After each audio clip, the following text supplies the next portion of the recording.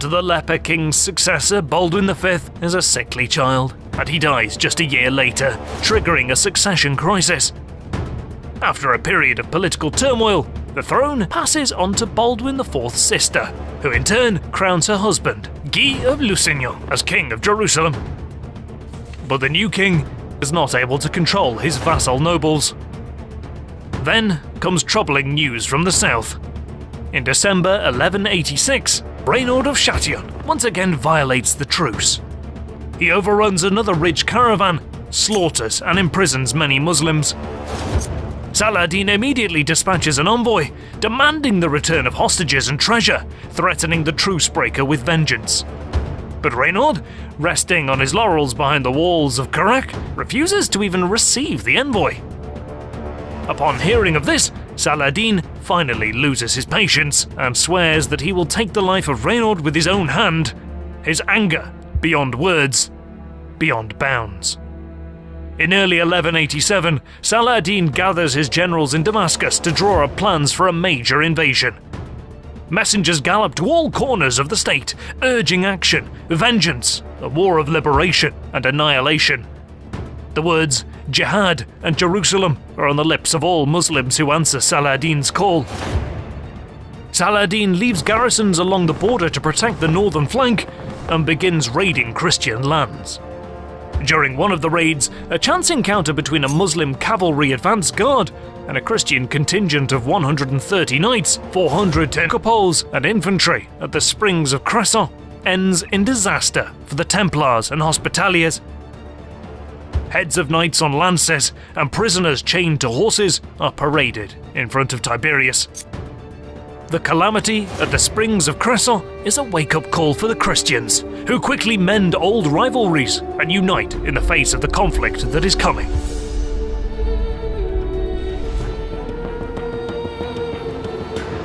On June 26, 1187, Saladin regroups his troops and marches towards the River Jordan.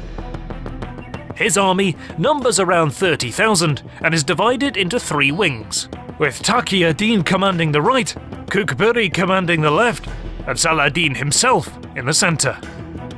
On June 27th, the army reaches the River Jordan and makes camp in a marshy area near Lake Tiberias. Raiding parties are sent into Christian territory to ravage the area and set the stage for the invasion. Some 25 kilometers west, a Christian army some 20,000 strong encamps near Sephoria, a highly strategic location because of its rich water resources.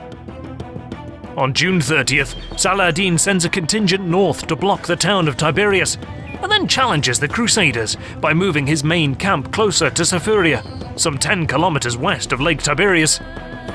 But as neither side takes action, Saladin decides to make the first move. On July 1st, he sends scouts to monitor an alternative road on his northern flank that connects Sephoria and Tiberias. Later in the day, reports confirmed that the Crusaders are not advancing on either route, and on July 2nd, Saladin takes the initiative. He marches east towards Tiberias with most of his infantry, a cavalry contingent, siege engineers, and their equipment. By late morning, they reach Tiberias, where Raymond's wife is staying, and they besiege the town. Not long after, Muslim troops breach the wall, and the town is seized by nightfall. Raymond's wife barricades herself inside the citadel with her guards, and sends messengers urging King Guy to send help. Back west, plumes of smoke can be seen in the sky above Tiberias, and when news of the siege reaches the Crusader camp, King Guy holds a war council to debate what should be done. At first, Raymond of Tripoli makes a persuasive argument against marching to raise the siege, insisting that the Christian army has a strong defensive position at Sephoria and should stay put.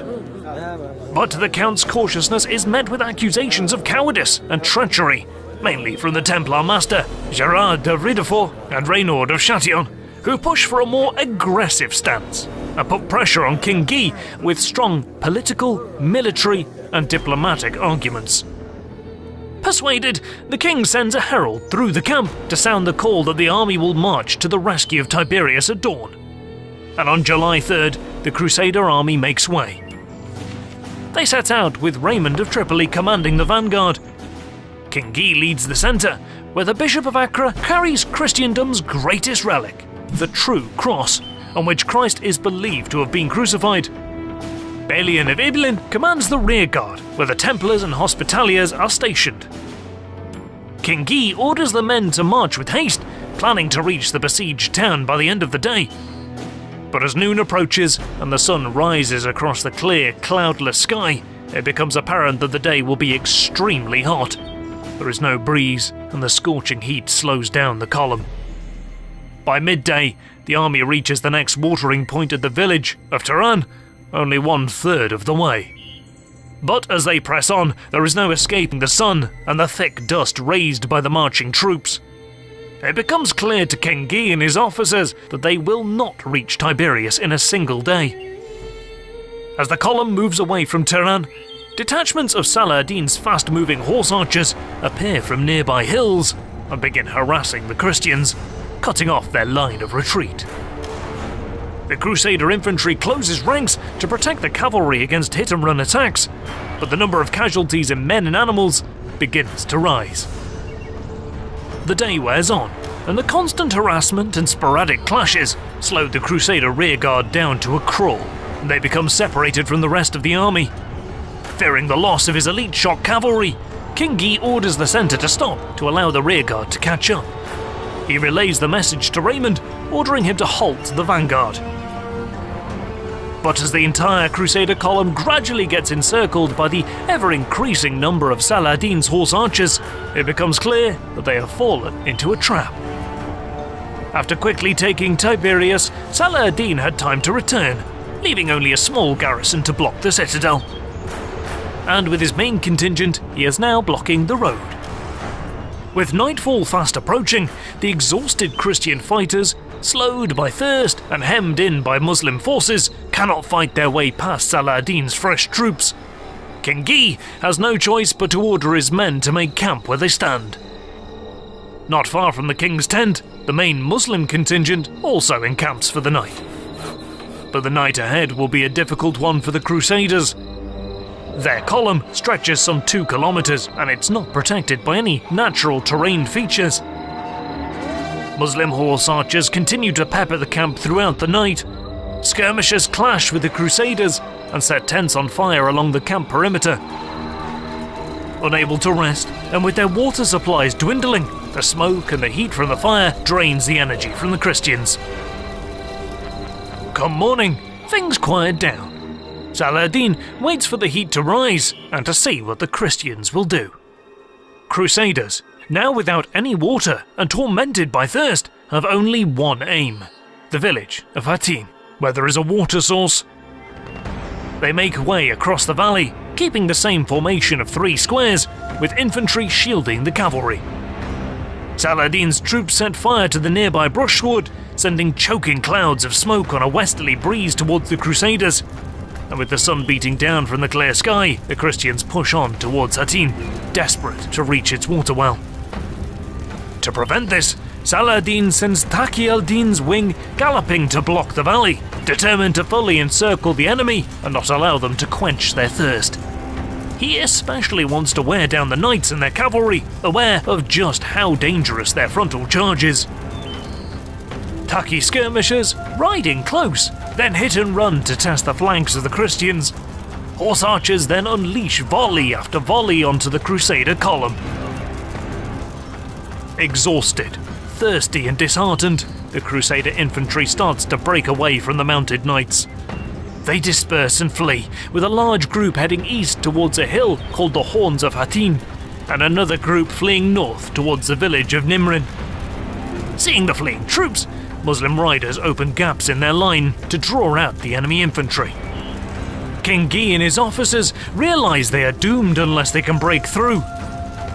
But the Muslims charge the rear of the column, and the Templars and Hospitaliers become heavily engaged, forcing Guy to halt for a second time to prevent the cavalry formations from breaking up. But in the front, Raymond of Tripoli is already edging away from King Guy's cavalry formation. As he advances, the Muslim riders begin opening another gap in their line. Raymond decides not to sit and wait. He gathers his knights and charges Taqi al-Din's cavalry. The Muslim riders let the galloping Christians pass through, showering Raymond and his men with arrows as they retreat from the battlefield. Back in the smoke-filled valley, the Christian knights are dying. Guy orders the cavalry to move towards the horns of Hattin through a gap already created by the retreating infantry. He knows that there are shallow pools of water at the top of the hill, and hopes they are not dry. Meanwhile, on the hill, Saladin's troops close in and engage the Christian infantry. Exhausted, the enemy infantry barely put up a fight, and they are quickly overwhelmed. The Muslims then turn towards the King of Jerusalem himself. Throughout the incessant close-quarter fighting, Christian knights gather around to protect the true cross as they retreat towards the hill. But at the top, they find no relief and no water. King Guy rallies his knights and raises his red tent to provide a focal point, but to no avail.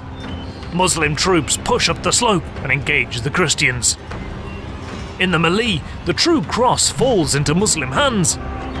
Seeing this, the surviving Christian knights rally and charge downhill to retrieve it, pushing the Muslim line back. But they have no fight left in them, and soon begin to take heavy casualties. Finally, King Guy orders them to surrender. The knights dismount and collapse on the ground. King Guy is also found on the ground at his tent, utterly exhausted, barely having enough strength left to hand over his sword. Saladin's army has won a great victory. King Guy is captured along with many nobles and knights, among them Reynaud of Chatillon. Saladin orders that ice water be brought and offered to the king. Then, according to Imad al-Din, the king, having drunk some of it, handed the cup to Reynaud of Chatillon.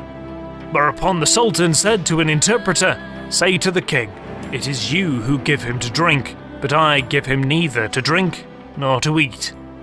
By these words, Saladin wishes that it be understood that honor forbade him to harm any man who has tasted his hospitality, and with that, he swings his sword and strikes Reynaud on the neck, thus fulfilling his oath to kill the truce-breaker.